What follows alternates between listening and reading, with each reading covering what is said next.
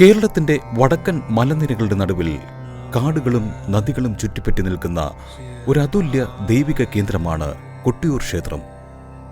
പ്രകൃതിയുടെയും ആത്മീയതയുടെയും അപൂർവ സംഗമമായി ഈ ക്ഷേത്രം വിശേഷിപ്പിക്കപ്പെടുന്നു.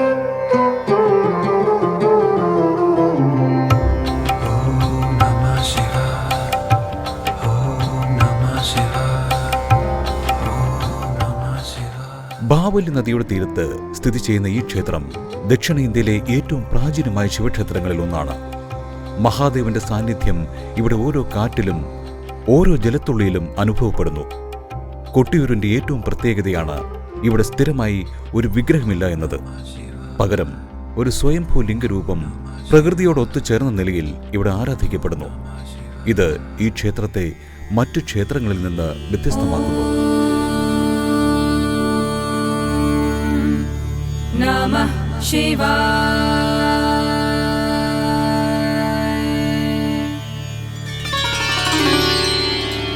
ഓരോ വർഷവും ഇടവമാസത്തിൽ നടക്കുന്ന കൊട്ടിയൂർ വാരമാണ് ഈ ക്ഷേത്രത്തിന്റെ പ്രധാന ഉത്സവം. ഈ കാലയളവിൽ ആയിരക്കണക്കിന് ഭക്തർ ഇവിടെ എത്തി കഠിനമായ ആചാരങ്ങൾ പാലിച്ച് ദർശനം നടത്തുന്നു. പ്രത്യേകിച്ച് ഇളനീരാട്ടം എന്ന ചടങ്ങ് ഭക്തിയുടെ ഒരു ഉന്നത പ്രകടനമാണ്.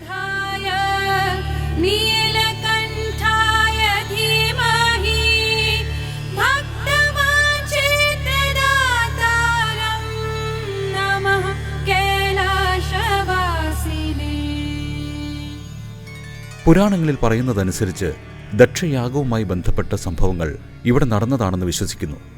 അതുകൊണ്ട് തന്നെ ഈ സ്ഥലം ദൈവിക ശക്തിയുടെ കേന്ദ്രമായി കരുതപ്പെടുന്നു.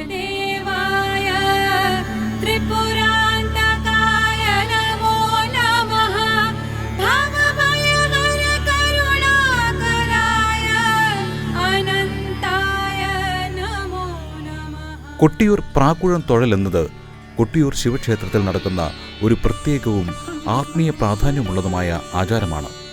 ഇത് പ്രധാനമായും കൊട്ടിയൂർ വൈശാഖ മഹോത്സവ കാലത്താണ് നടക്കുന്നത്. പ്രാക്കുഴം എന്നത് ക്ഷേത്ര പരിസരത്തിലെ ഒരു വിശുദ്ധ കുഴിയാണ്. തൊഴൽ എന്നതിന് ഭക്തിപൂർവം നമസ്കരിക്കൽ എന്നുമാണ് അർത്ഥം. അതിനാൽ പ്രാക്കുഴം തൊഴൽ എന്നത് ഭക്തർ പ്രാക്കുഴം എന്ന വിശുദ്ധ കുഴിക്ക് സമീപമെത്തി പ്രാർത്ഥിക്കുകയും നമസ്കരിക്കുകയും ചെയ്യുന്ന ഒരാചാരമാണ്.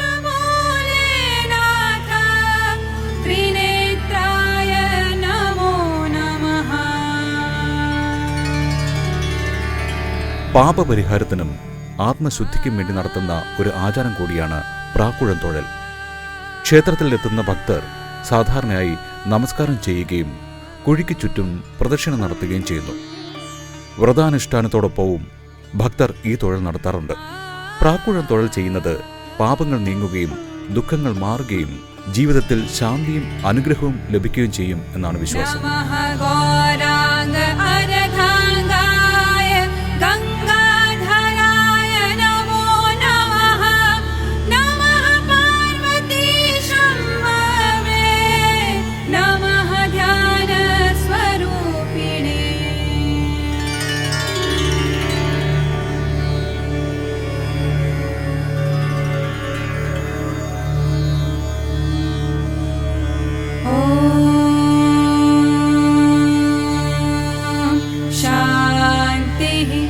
ശാന്തി ശാന്തി.